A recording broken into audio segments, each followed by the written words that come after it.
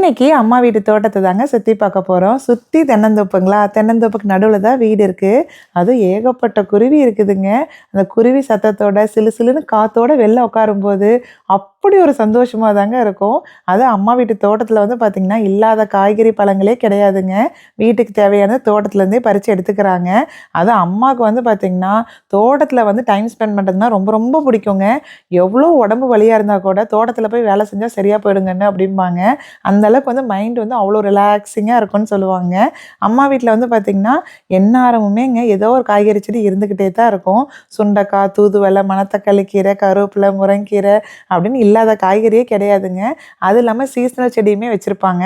அப்போதைக்கு என்னென்ன சீசனுக்கு என்னென்ன காய்கறி வருதோ அதையுமே வச்சுக்கிறாங்க. வீட்டுக்கு தேவையானதுங்க அன்னன்னைக்கு பறித்து ஃப்ரெஷ்ஷாக சமைக்கிறாங்களா, அதுவே உடம்புக்கு வந்து எந்த கெடுதலும் இல்லாமல் நல்லா இருக்குதுங்க. லாங் வீடியோவில் எங்கள் தோட்டம் எப்படி இருக்குன்னு போஸ்ட் பண்ணியிருக்கேங்க. கண்டிப்பாக செக் பண்ணி பாருங்கள்.